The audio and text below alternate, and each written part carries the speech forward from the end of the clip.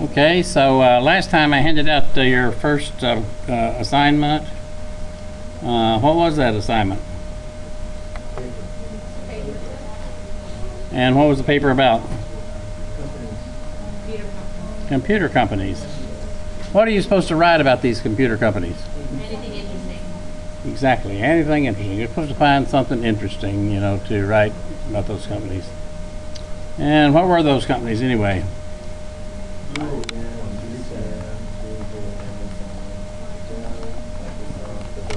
IBM, Microsoft,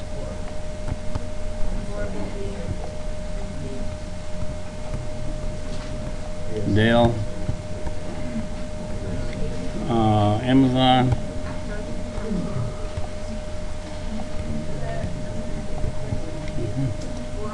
Adobe,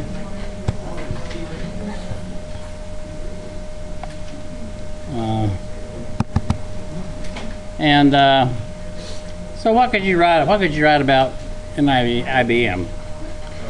Your topic's IBM. What's interesting about IBM?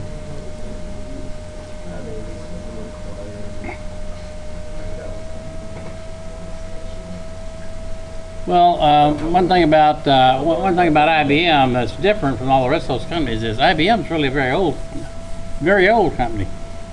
I mean, most computer companies haven't been around, you know, that long. You know, maybe they started in the 1980s, okay, like Microsoft and Amazon and these, you know, or even later. And but IBM's been around for really a long time. And so I think one of the interesting things about IBM is that when it started, it wasn't doing computers at all.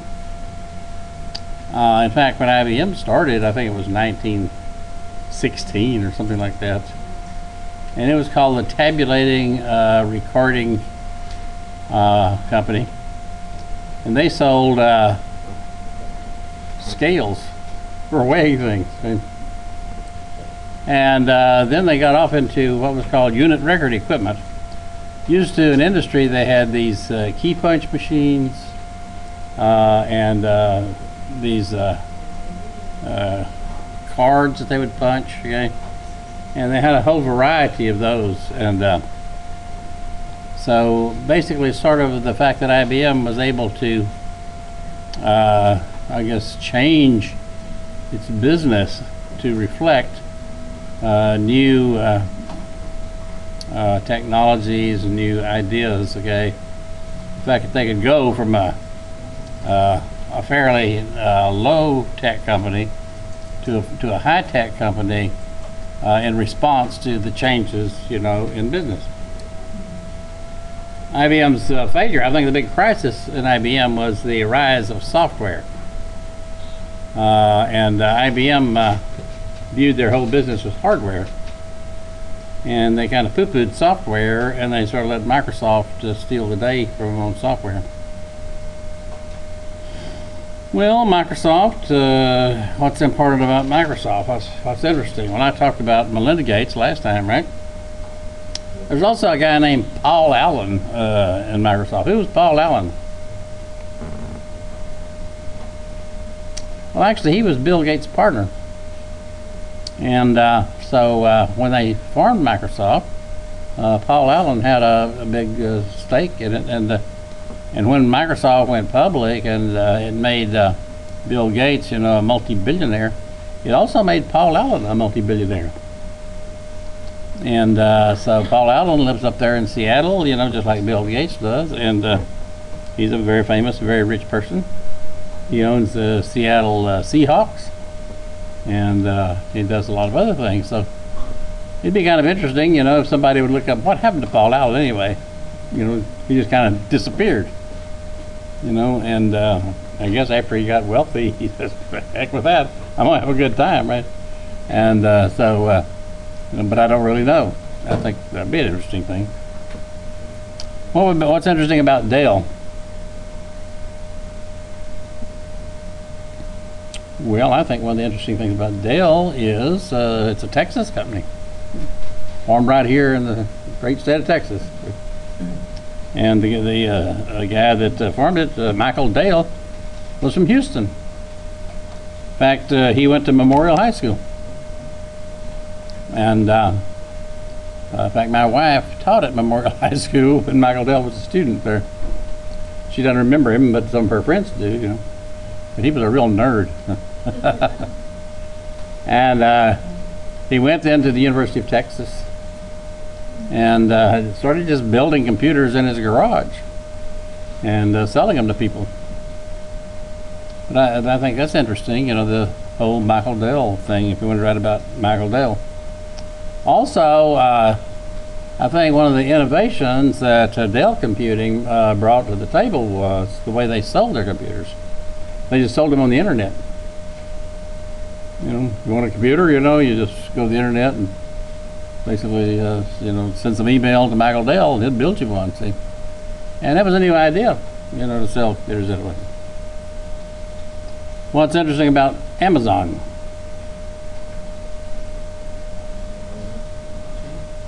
Well, again, they were a novel company in doing what? Selling things on the internet, particularly books, right? That's how they started. It was mainly an internet bookstore. Adobe, I think, is interesting because it has a niche. You know, companies had to find business niches, you know, and its niche basically was in printing. And actually to come up with protocols for printing. And this PDF, okay, protocol is an Adobe invention. What does PDF stand for?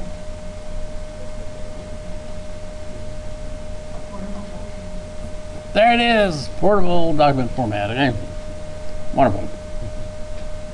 Also, Adobe does Photoshop. How many here know how to do Photoshop? Oh, good. You know, with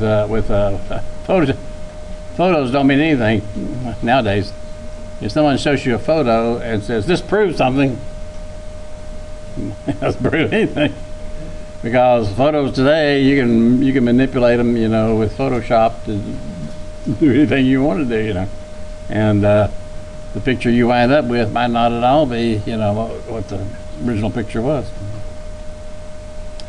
Okay, so anybody have any question about that assignment? Yeah. About what? Oh yeah, Oracle. What's special about Oracle? Yeah. They run the cloud computing? I mean, your PeopleSoft numbers Well, that's a good comment. I don't really know to what degree Oracle runs the cloud industry. They are mainly a database company, of course, and probably the most common database used in business is the Oracle database, and they just call it Oracle. And so you know, their CEO, okay, is a guy named Ellison, like Larry Ellison. And he's the second richest CEO right after Bill Gates in the computer business. He's you know, made more money than anybody else. So Oracle's a software company. You know, everything they do is software. Okay. Anything else? Okay, so last time I started talking about hardware.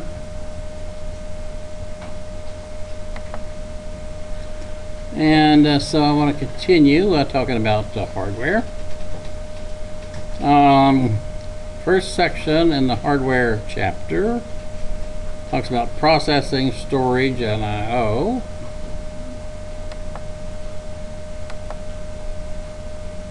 And here we talk about a transistor, an integrated circuit. So let me call on somebody here. I'm trying to get through the complete class of this at least once. Let me call on Abdul Mahmood, okay? Abdul's from the other class, okay, but he's sitting in here. Abdul, what's a transistor?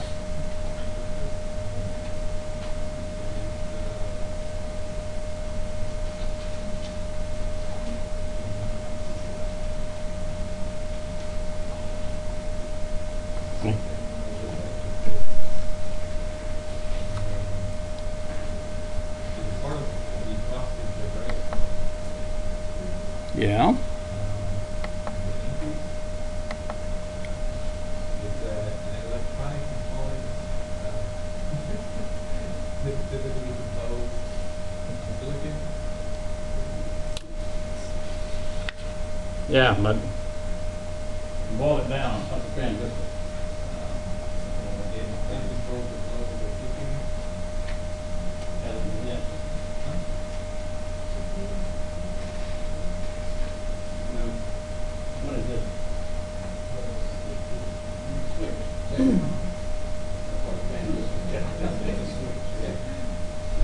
The difference between a transistor and that switch over there is the transistor does the switching electronically. And so you can actually build circuits, okay, that basically open and close that switch, okay? Well, I'll give you half on that. Okay, Natalie Salerno. How you doing, Natalie? What's an integrated circuit?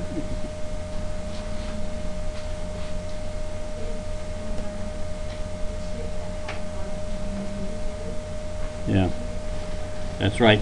Exactly right. You get a check mark. Okay, so Samuel.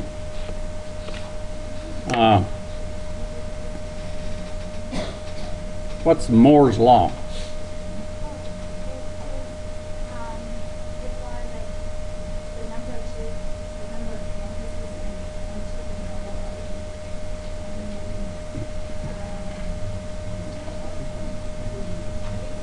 Yeah, more or less every 2 years, okay? And man, his law has held, okay, all these years, okay? People say that, well, Moore's law can't continue to hold because, I mean, ultimately you run into the speed of light.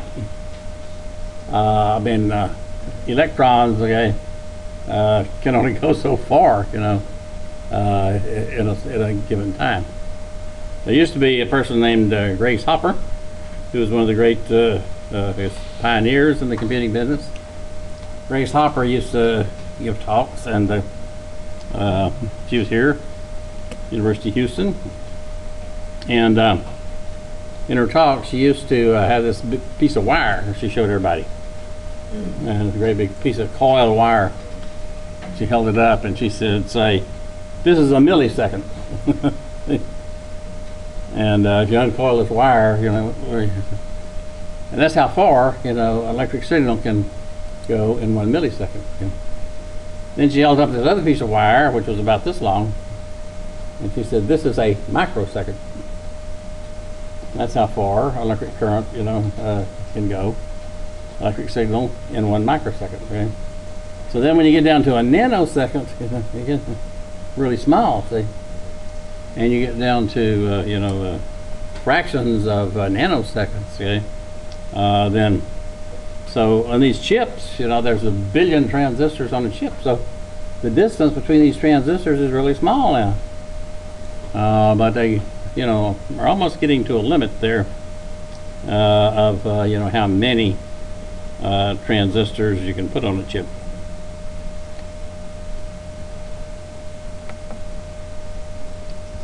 Okay, so transistor integrated circuit, central processing unit, multi-core processor, Moore's law, multiprocessing. What's multiprocessing?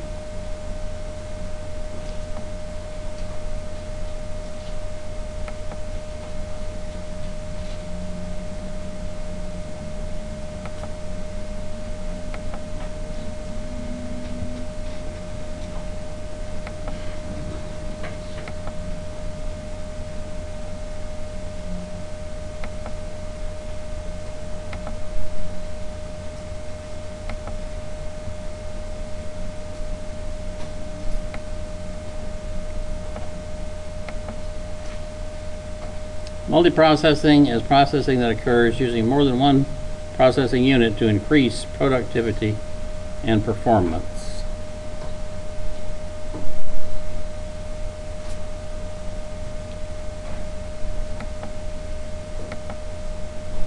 So the motherboard. Okay, the motherboard is the primary circuit of a computer to which all core components are connected, including the CPU. Well, this is not a very good slide because it's really just too small here. It's showing you a motherboard. Okay, you can buy these things, you know, in computer shops, and you can populate them yourself. That means you can buy just the board, and then you can buy these chips, you know, and you can stick these chips in place, you know, and so start building your own computer. The motherboard connects all of the computer's components together, enables them to communicate.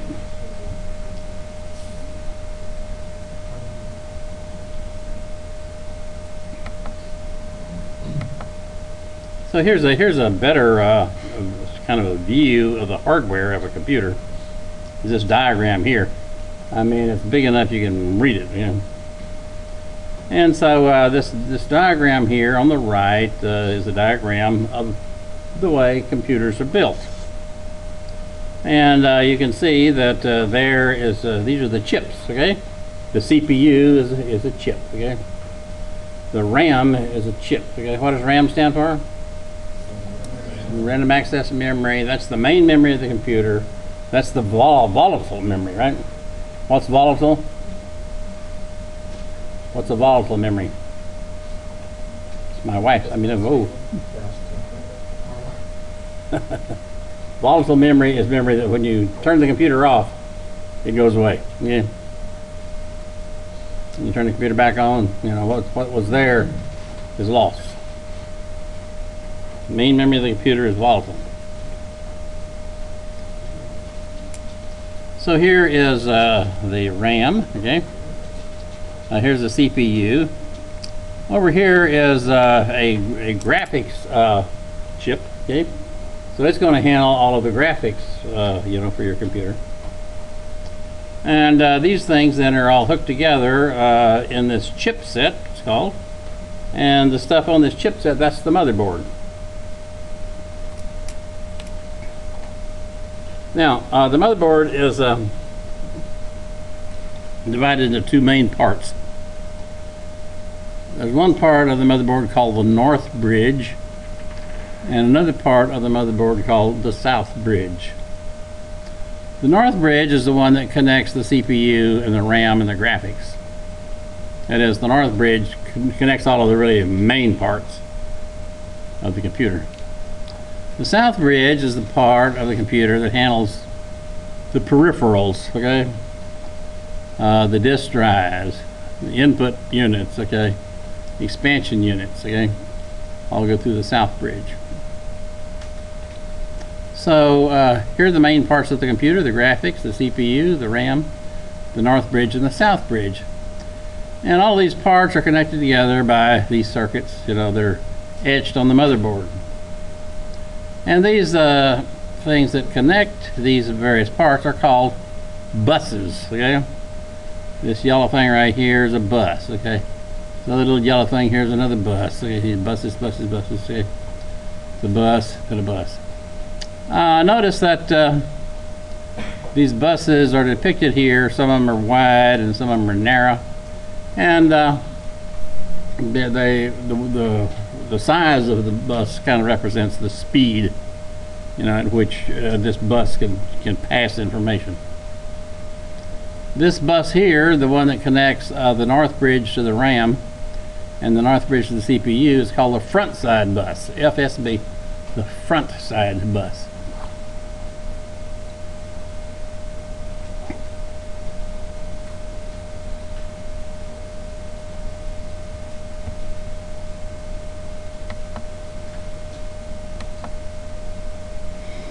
So the way this computer works is via a what's called the machine cycle. And when you turn the computer on, and it starts running, what the machine does, it executes one machine cycle after another.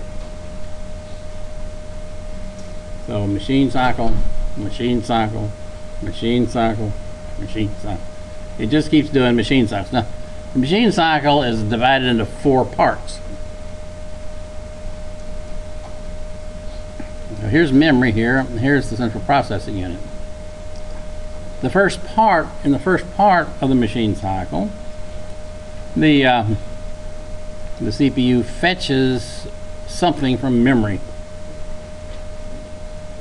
It actually fetches an instruction on what to do next. Okay? So you know a computer program is a set of instructions to the computer. And these instructions are stored in memory along with the data. And basically, the machine does whatever instructions first, okay? And then second and third and fourth, these instructions are laid out, okay, in the order in which they're to be executed. So in the first part of the machine cycle, the machine goes to memory, fetches an instruction, okay? In the second part of the machine cycle, the machine decodes this instruction that it fetched. Like, what is it this instruction is? What instruction is it? What does it want me to do? After decoding the instruction, it then executes it. And in executing the instruction, it may fetch data from memory. The execution largely is handled in a part of the CPU called the arithmetic logic unit. And after the instruction is executed, then it is stored back into memory. So this is what the computer does, okay? Fetch, decode, execute, store. Fetch, decode, execute, store. Fetch, decode, execute, store. Now, so I want to do an example. Let's suppose that you want to just add 2 numbers together.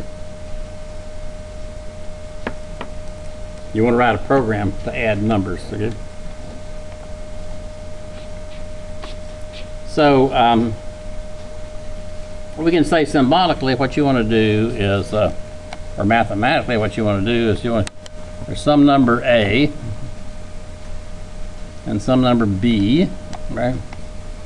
And you want to add these 2 numbers together to get a number C, okay? Well, in order to do that on a computer, there will be a set of instructions, okay? The first instruction will be something like read A.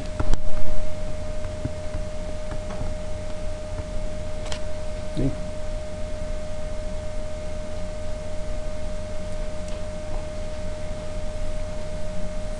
That little instruction will basically get this number A into the computer. Then there'll be another instruction and say read B.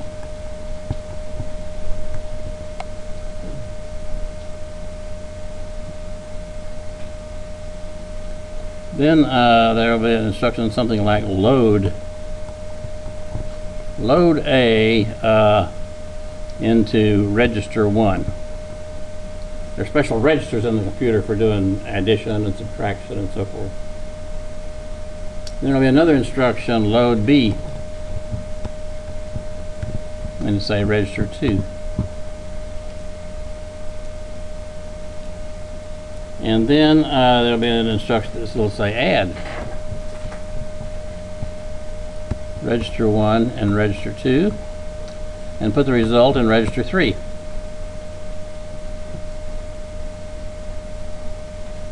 And then there'll be an instruction that will say store register 3 and C.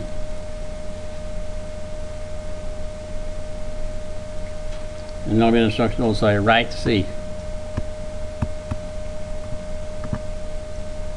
and then there'll be an instruction that says stop.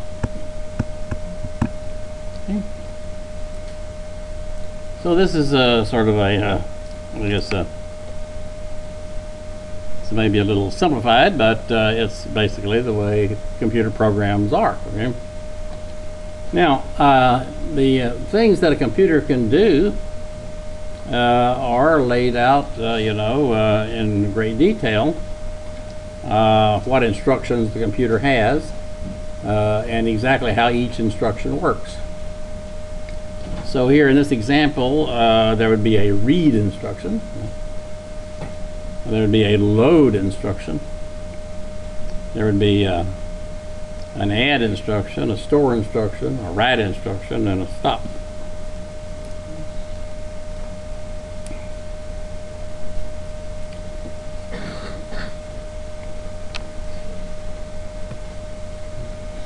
Now here's the memory of the computer.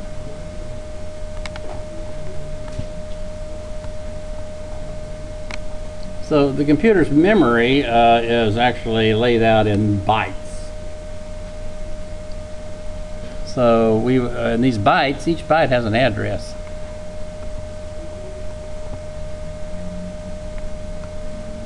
So the addresses are 0, 1, 2, 3, 4, 5, so forth. Yeah.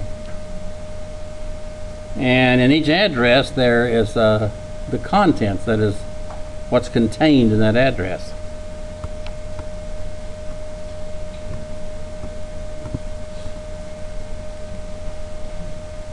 And each byte is 8 bits long. So in address 0, you can store 8 binary bits. So you can store one ASCII character. You can store the capital letter A. You can store the left parenthesis, right? All of the things that are on your keyboard, okay? As you type in on your keyboard, each thing that you type will be stored in a computer in ASCII in 1 byte.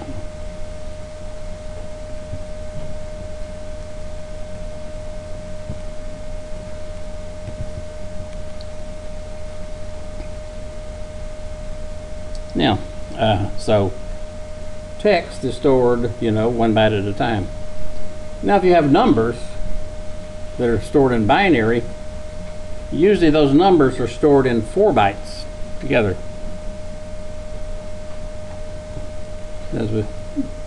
So that numbers are actually 32 binary bits. And we don't store a number separately in 1 byte normally. Because in 1 byte you can't store very many numbers, right? You can store the number 0 to 255, okay? That's what you can store in 1 byte. So 1 byte numbers are not very interesting. Numbers are normally stored in 4 bytes, or even 8 bytes.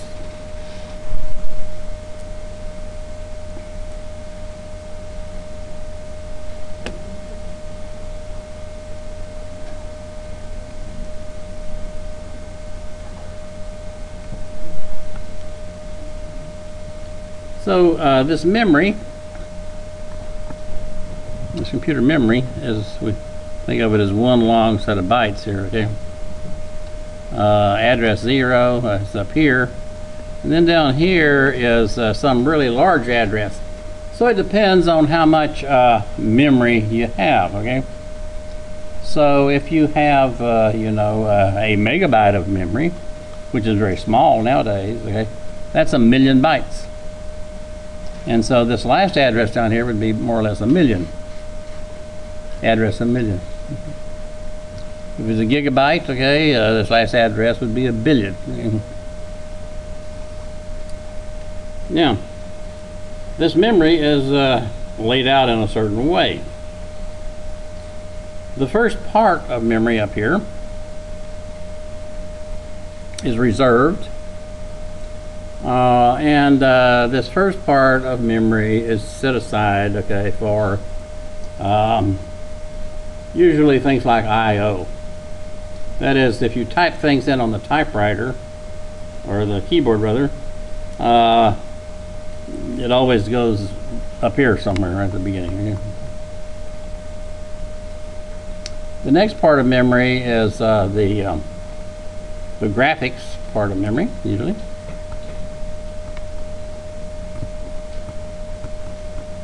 And that part of memory basically holds the information that's on your screen. And so the way you change what's on the screen is basically you just change the bytes there in the graphics part, and that then changes what's on the screen. So a typical screen nowadays is something like at least 1,024 points on the screen, okay, pixels, okay, by 728, okay, at least that much, okay, and it could be more. And in fact, it might be that you have a fancy monitor and you can actually change the resolution, okay. But if it's 1,000 by 24 and 728, okay, that means you have about 728,000 pixels, okay. Now, a pixel can be just a single byte, and used to be just a single byte of memory. Nowadays, it's more common that one pixel is actually stored in 4 bytes.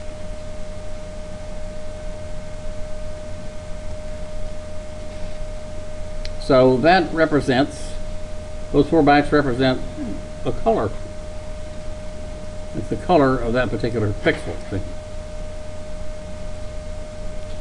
And the way that color is usually represented is, say the first byte gives you the red component, okay? The green component, the blue component, okay? And then this is usually control.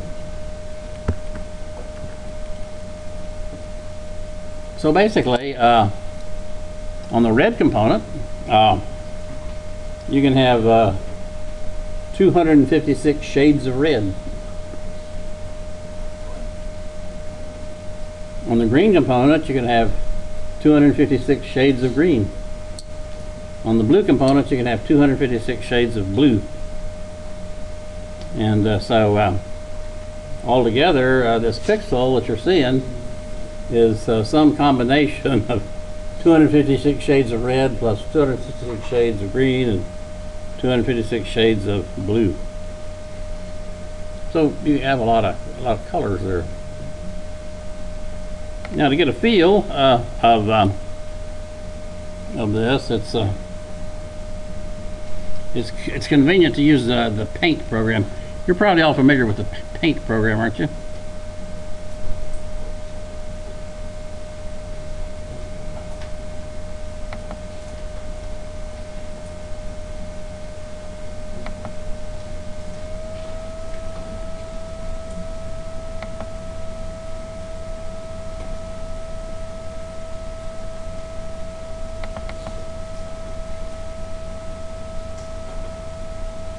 I mean, surely you've used the paint program, painted little things. I mean, or if you haven't used the paint program, then your kids have used it, or younger children. And so this paint program, you can draw things on this. Okay, I'm not so much interested in drawing things as I am in looking at colors. Okay, so I'm going to click on this little thing here. It says Edit Colors. Now, so here's some strange looking thing, and so this is the color I'm looking at, and so it seems I'm looking at black. Now, the red component of black is 0. The green component of black is 0. The blue component is 0. So if you want a pixel to be black, you know. In the memory, in the graphics memory of the computer, you store in the red part 0, you know, that's 1 byte, and the green part and the blue part. Yeah. Now, here we can slide this little slide up and down. I'm going to hold the thing down and slide it up and down. Okay, and go up here. And this is as bright as I can get. So that's red is 255, green is 255, blue is 255. That's the biggest you can have for the red, the green, and the blue, right? So now you've got white. And you can move this thing up and down. Notice these numbers are all the same, okay? 188, 188, you know, so you're sliding up and down here. And if you look over here, you'll see what color you're doing. So basically, 000 is black, okay? 255, 255, 255 is white, okay? And anything in the middle is some shade of gray. So basically, you're getting shades of gray here, okay? Now let's go over here and click right here. I picked a color here, okay? And it's got some kind of blue, okay? But when I clicked it, its red component is 136, its green is 124, and its blue is 241. See, the blue component is higher than either the red or the green, so it's a particular, you know, shade of blue. Okay?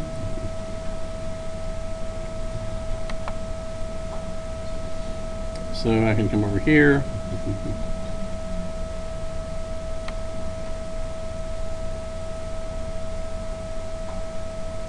I'm kind of going up and down along this line here. Or I can go over here. Go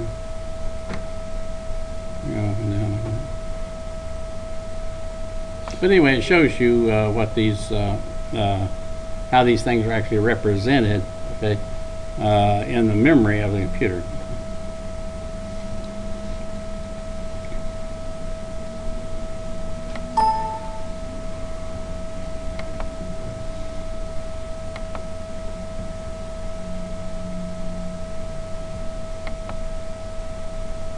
So we have basically I/O memory, graphics memory.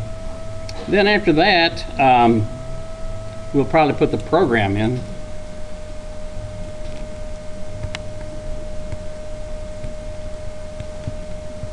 Let's say programs again. And then after that, we'll put the data. So if the data is text, okay, it'll be 1 byte for each character. If the data is numbers, it'll be 4 bytes per number.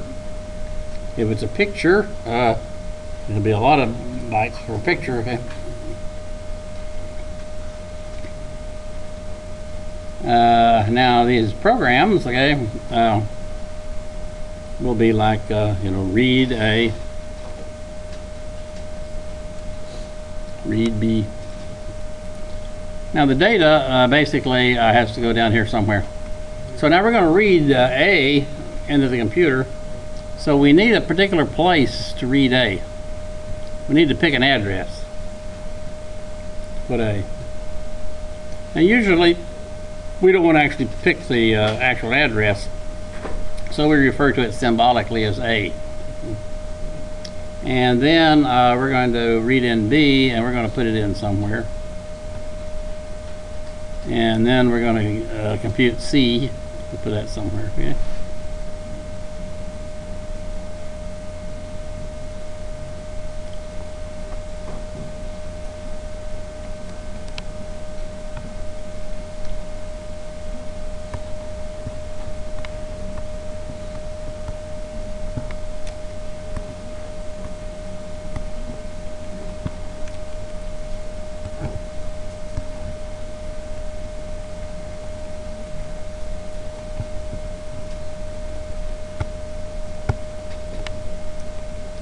Now in the CPU, there's also memory in the CPU. And this memory in the CPU is called registers. So we normally have register 0, register 1, register 2. Okay. Normally there's at least 16 registers, or 15. And these registers are usually 32 bits wide. That is 4 bytes.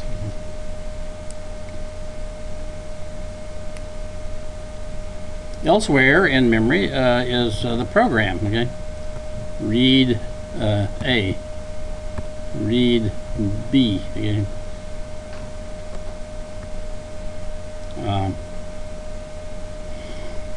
Load A in register 1, load B in register 2, add register 1 and register 2 and put the results in register 3.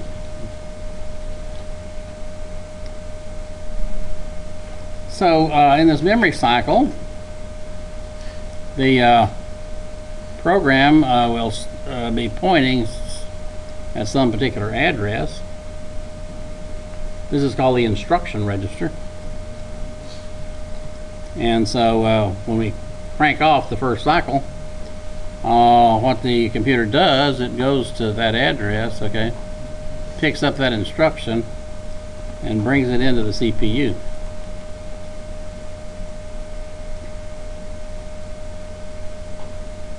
And then it decodes this instruction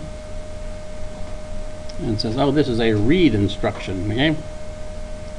It wants me to read a number, and it wants me to store that number at a particular place in memory, which I've symbolically represented as an A. Okay? So after interpreting the instruction, the computer will then execute that instruction.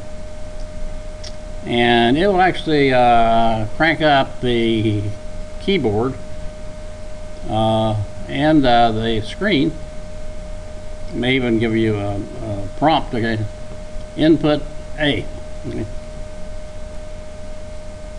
And then you'll just type in the letter A. And maybe the letter A, maybe the value A is 123.4.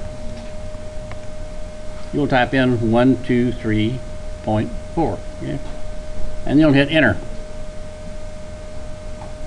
As soon as you hit enter, the computer will know that's your number. It will convert that number into binary and store it up here in A.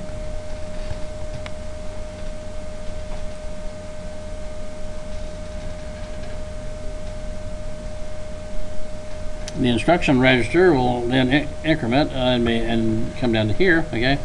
And it's ready to start the next memory cycle. It will access that instruction, read B. Again, you'll be prompted to read in B.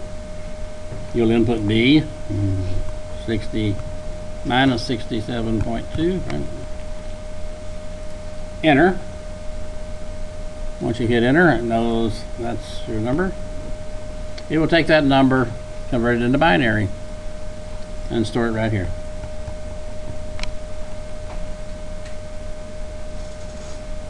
Then it's ready for the next machine cycle. Load A into register 1.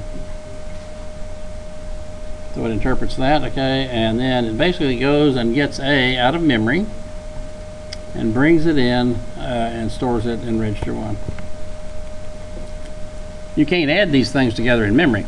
Memory is a place where you can bring stuff in from the outside, store it, okay, and have the program.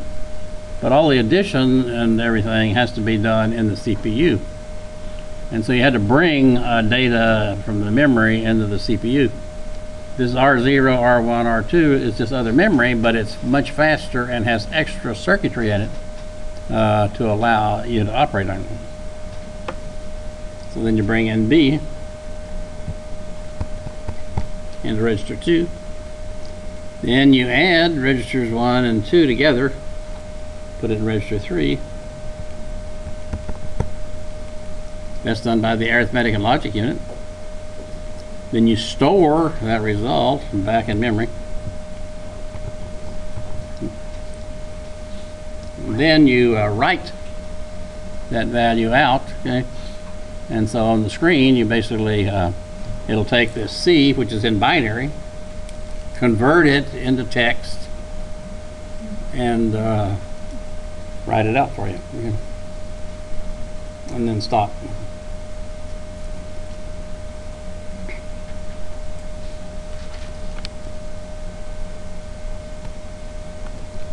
So you can see there's a lot of interplay between the memory and the CPU.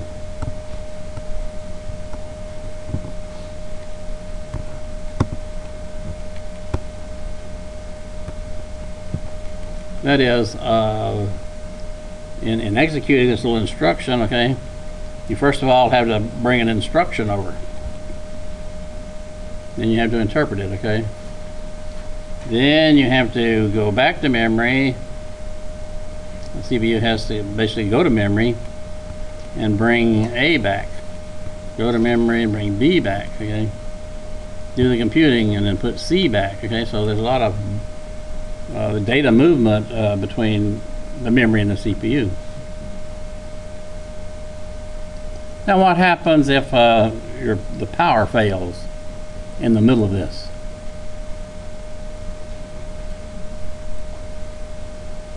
Well, it's good if you know, on your computer you got a little backup system. It's not a bad investment to go get you a little power backup, okay? You don't have to spend a lot of money for them, you know, but they have a little battery, you know, and basically you connect your computer to your wall, you know, through this battery, and then if there's an interruption of service, the battery takes over,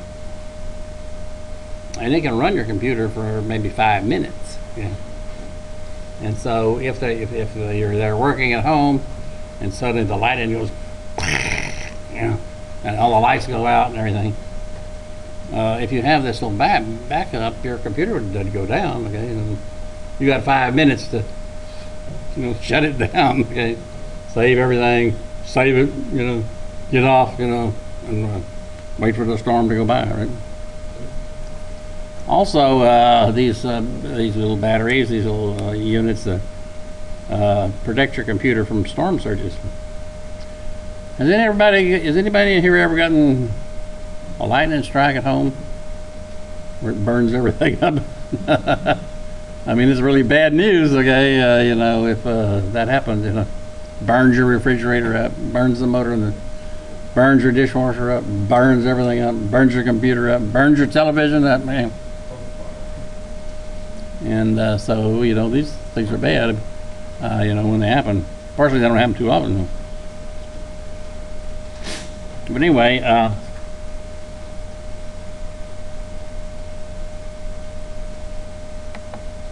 so that's the machine cycle. The machine cycle is used as an orderly method of processing software instructions. Yeah. Now, when you buy a computer, there's one statistic there, how fast the computer is, okay? And let's say it's a 2 gigahertz computer.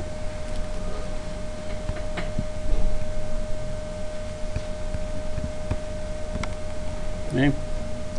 That means that the speed at which this machine cycle is processed, okay, is at 2 billion cycles, okay, you know, per second, okay. And so that's a lot, right? Now it may be that one cycle is one machine cycle is equal to 1 hertz, okay? But that may not be the case. A computer cycle is often more than just a single hertz, okay? But basically that tells you how fast you can get through the program.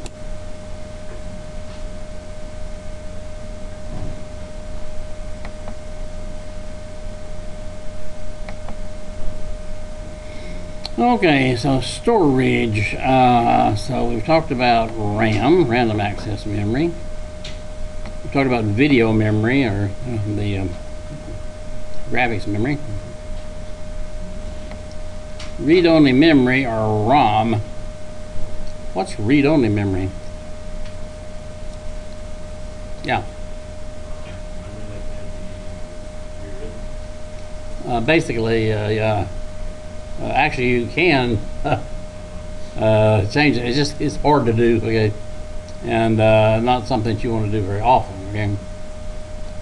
And so you have on your computer usually. I mean, when you first turn your computer on, you go through what's called a bootstrap process, okay. This bootstrap brings the operating system up. And this bootstrap system basically is a program, but it's not stored in your normal RAM memory. It's stored in a special memory, a ROM memory. Right? And the program that accesses this ROM memory is called a bootstrap program. Right? And it runs, what's called the basic input-output system, okay, or BIOS, okay. Have you heard the term ROM BIOS? So BIOS is a basic input-output system, and so it basically just sets up your computer so that it can do input and output, and gets it going, and then turns control over to the operating system.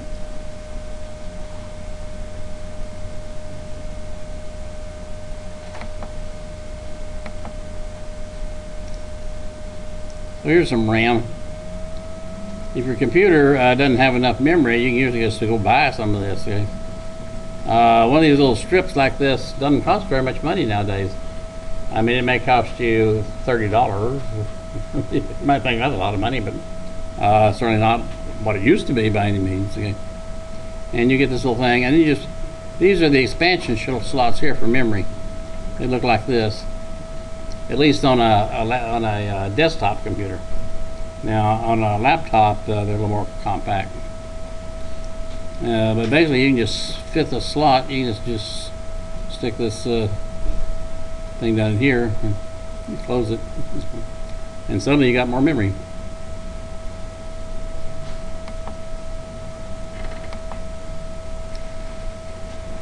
Video memory or graphics memory.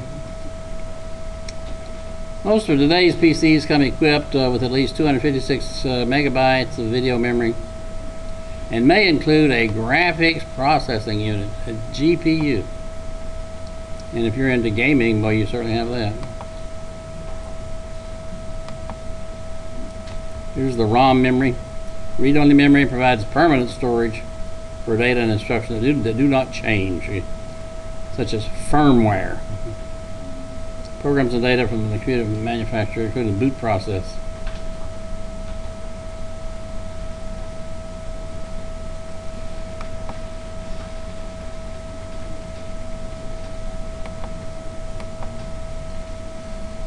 Magnetic memory is storage technology uses the magnetic properties of iron oxide. They're little magnets, okay? And around this disc here, there's all these little magnets, and basically you store zeros and ones, okay, on this magnetic disc.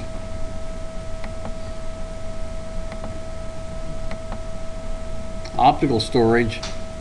You can store information magnetically on these magnetic discs, but most of it nowadays is optical storage, okay, such as CDs, DVDs, and Blu-ray discs. Okay? CD means what? Compact disc.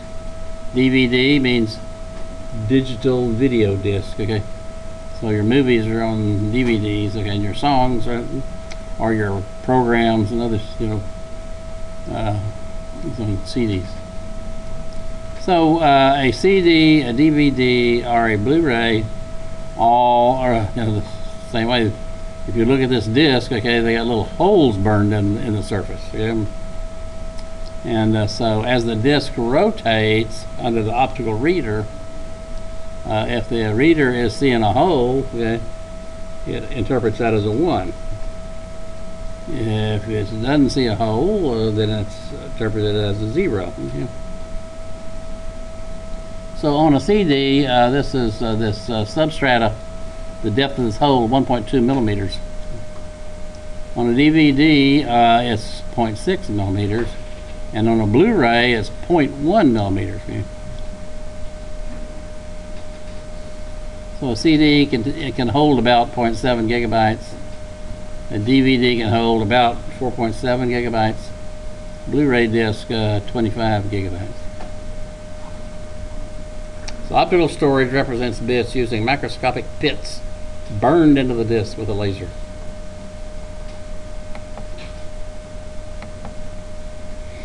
Solid state storage use solid state electronics such as transistors rather than a magnetic technology.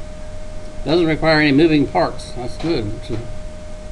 So these little thumb things here, flash drives, are solid state discs. Okay.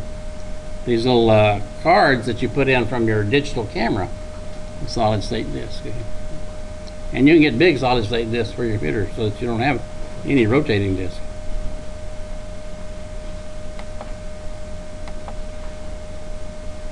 Cloud storage. I've already talked about cloud storage. I'm not going to talk about it again. But there might be something on the quiz about cloud storage. Why not? I/O. Okay. So input devices, general purpose input devices, special purpose input devices, video cards, displays, printers.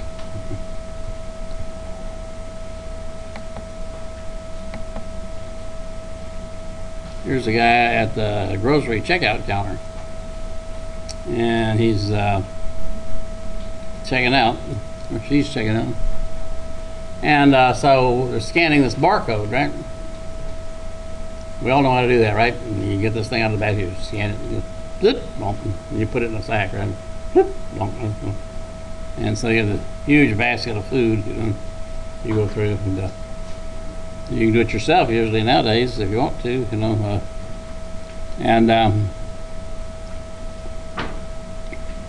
There's something better than this, by the way, technology coming down the pike. Okay, there's something called RFID. What is RFID? It's radio frequency ID. Okay, and it's the same thing as this barcode, except a barcode you've got to scan under this reader, right? This radio frequency ID broadcasts into the signal, so you don't have to scan it. All you got to do is get something close to it, okay, they can read it. See? It won't be long in the future when you go to the grocery store and you stack all your groceries in your grocery chart. When you get ready to check out, you'll just go through this reader and it'll go, boop. That's it. The whole thing is all added up. Yeah. You don't have to take all this stuff out individually, you know. It's $300. And of course, if you say, "Wait a minute," or my wife, "Wait a minute, I'm going to see how much this was," and you know, that's really going to cause them a problem in the future, you know, when they do this with this RFID. They already have RFID devices in warehouses. I don't know if any of you have done any work in the warehouse. You got this little thing that you just walk along. There'll be all these boxes of stuff in the warehouse. You just go right by, you know, and take inventory. It's really easy to take inventory. Now you just walk down the thing, walk down. Yeah. Yeah, weren't there some like credit cards with the RFID in them? Yes. And people like scam them? Yeah, that's right. That's one of the new scam things there. You see this? How many of you have one of these? Metal? No, this is just a card thing, okay? So if you look at your credit cards, so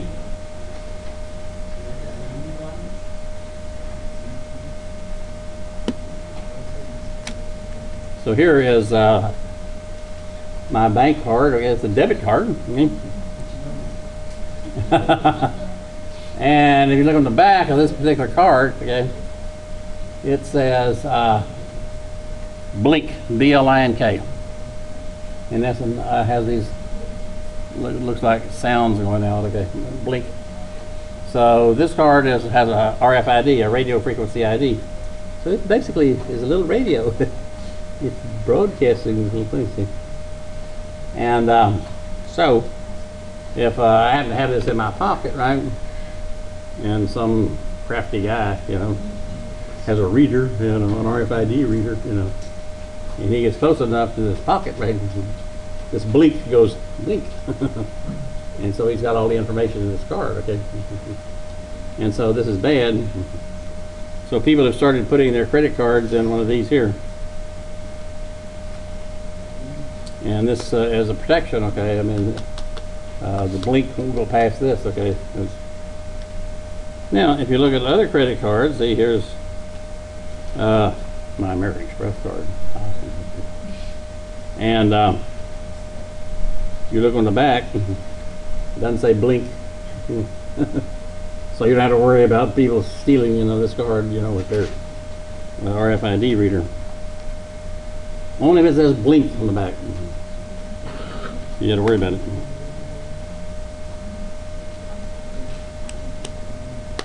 Now, that won't close.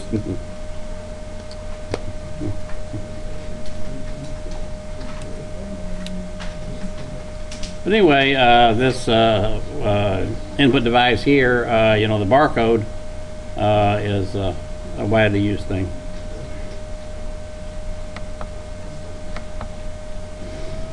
General purpose devices like the touch screen. Special purpose devices like game playing consoles. Okay, here's this right here is a you know, a machine that reads barcode.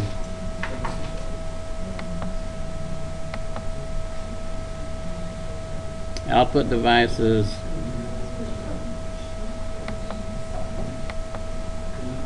Video cards. Displays. Printers.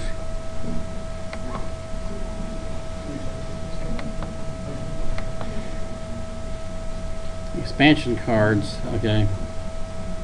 So expansion refers to a computer's capacity to interface with a wide variety. Computers will have expansion slots in them usually.